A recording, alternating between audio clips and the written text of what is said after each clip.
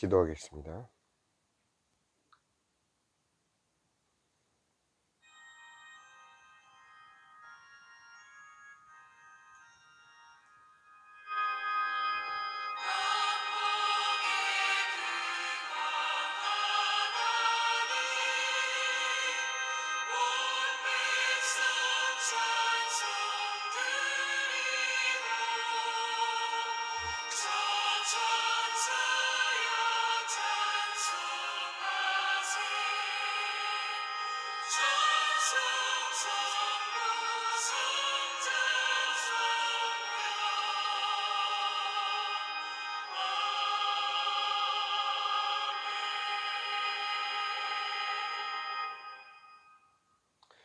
오늘은 마가복음 9장 1절,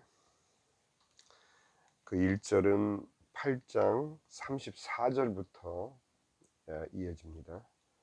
그래서 8장 34절에서 9장 1절까지 제가 읽어 드리겠습니다.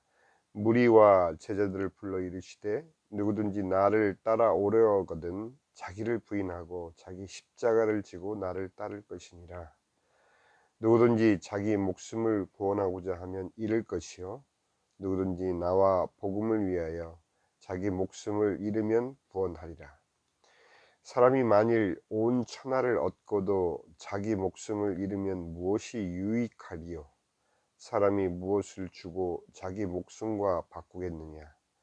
누구든지 이 음란하고 죄 많은 세대에서 나와 내 말을 부끄러워하면 인자도 아버지의 영광으로 거룩한 천사들과 함께 올 때에 그 사람을 부끄러워하리라.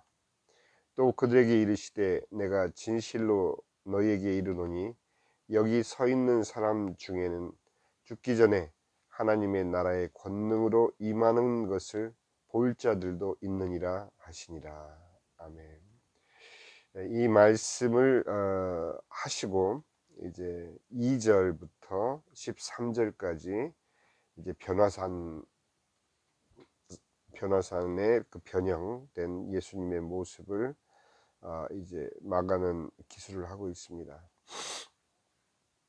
여기서 보면은 사실 8장 34절에서 9장 1절까지의 말씀은 이제 예수님의 복음에 대해서 알고자 하는 초신자나 이제 처음 복음을 접하시는 분들에게는 굉장히 부담이 되는 말씀이 될 수밖에 없습니다. 그것은 사실 이 복음서 성경 자체가 안 믿는 사람을 위해서 기록된 것이 아니기 때문에 이 모든 성경의 말씀은 믿음을 전제로 하고 믿는 사람으로서 읽어질 때 비로소 그 뜻이 자신에게 적용되는 것을 알 수 있습니다.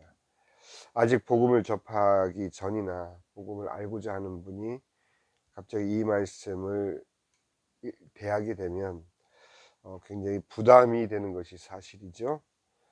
자기 십자가를 지고 나를 따르라. 자기 목숨을 구원하고자 하면 잃을 것이요 누구든지 나와 복음을 위하여 자기 목숨을 잃으면 구원하리라. 이런 그 부담된 말씀으로 인해서 많은 초신자들이 처음 예수님을 믿고 복음을 접하신 또 예수님을 영접하신 분들이 이 말씀이 마치 세상의 모든 자기의 삶을 피로하고 오로지 예수님의 말씀으로만 살고 아니 말씀을 전파하는 것으로만 살고 그렇게 종교 활동의 모든 것을 매진하라 하는 그런 식으로 잘못 오해되는 경우가 많습니다. 그렇기 때문에 그러나 이 말씀은 그런 말씀이 아니고 이미 예수 그리스도를 믿고 하나님의 자녀로서의 삶을 신앙 고백과 함께 살아가는 사람들에게 중요한 말씀은 38절이죠. 누구든지 이 음란하고 죄 많은 세대에서 나와 내 말을 부끄러워하면 예수 그리스도와 또 예수님의 말씀이신 성경을 부끄러워하면 인자도 예수님께서도 아버지의 영광으로 거룩한 천사들과 함께 올 때 그 사람을 부끄러워하리라.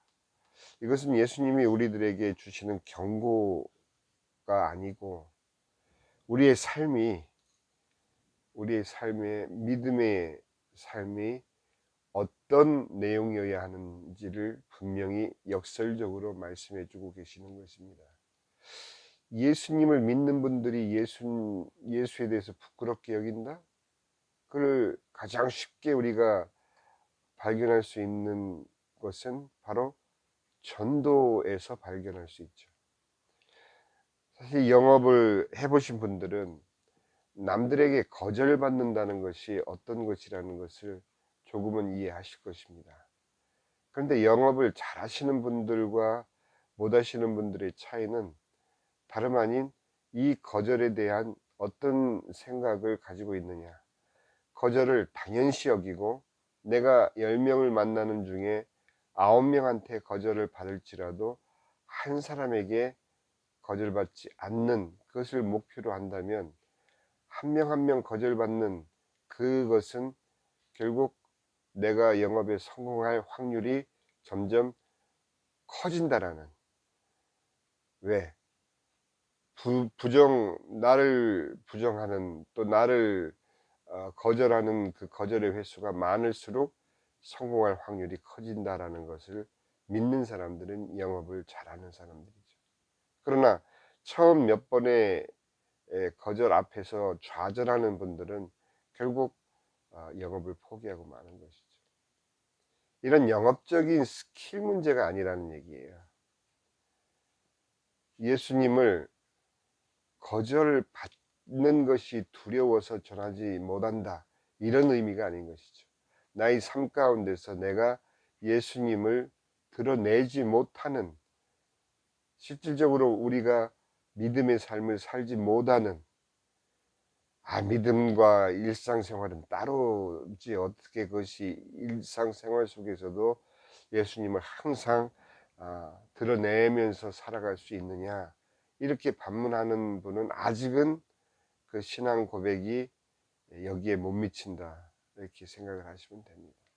그럼 어떻게 하면은 이처럼 예수님과 예수님의 말씀인 성경을 내가 사는 삶 속에서 부끄러워하지 않고 드러내놓고, 예수님께서 분명히 등불을 켜서 말 아래 두지 아니하고 등경 위에 둔다고 말씀하신 이유는 드러내지 않으면 나타나지 않기 때문에 그러는 것이죠.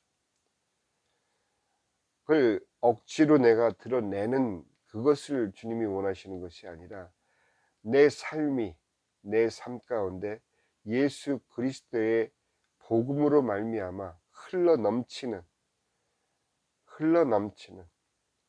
그 삶의 내용이 예수님을 자연스럽게 증거할 뿐만 아니라 예수님의 말씀에 대해서도 증거하는 삶으로 이어진다는 것이죠. 목사인 저 스스로도 볼 때 너무도 지난날 수많은 죄악과 쓰러짐과 주님을 떳떳하게 드러내지 못하고 살아온 그런 순간들이 너무 많았음을 고백하지 않을 수 없습니다.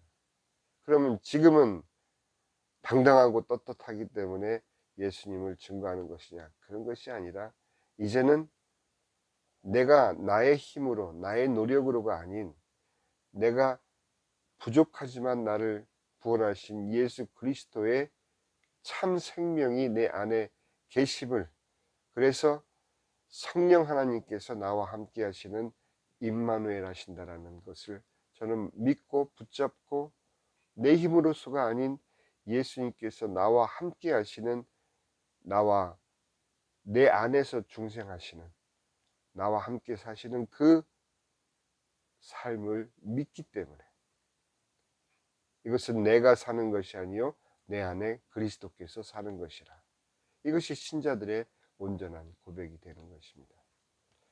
예수님께서 이 음란하고 죄 많은 세대에서 나와 내 말을 부끄러워하지 말라라는 이 말씀, 부끄러워하면 결국 주님도 아버지의 영광으로 천사들과 함께 오실 때 우리를 부끄러워하신다는 말씀이죠. 우리가 자랑스러운 하나님의 아들로서 인정받지는 못할지라도 주님이 나를 부끄럽게 여기는 존재가 되어선 안 되는 것 아닙니까?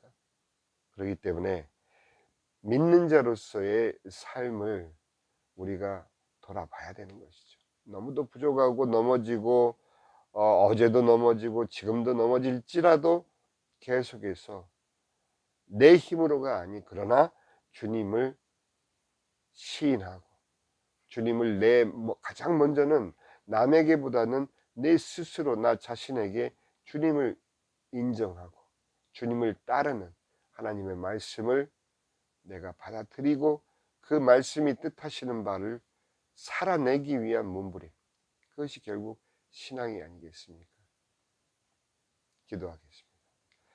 아버지 하나님, 내가 믿는 바 주님과 하나님의 말씀을 부끄러워하지 않는 삶으로 오늘 하루를 살아낼 수 있도록 은혜 주시고 그 하루가 또 다른 하루를 이어가며 나의 남은 여생이 남은 생애가 주님과 주의 말씀을 떳떳이 세상에 드러내고 살아가는 진정한 하나님의 자녀로서의 삶을 허락하여 주시옵소서. 살아갈 수 있는 믿음을 더하여 주시옵소서. 예수 그리스도 이름으로 기도하옵나이다.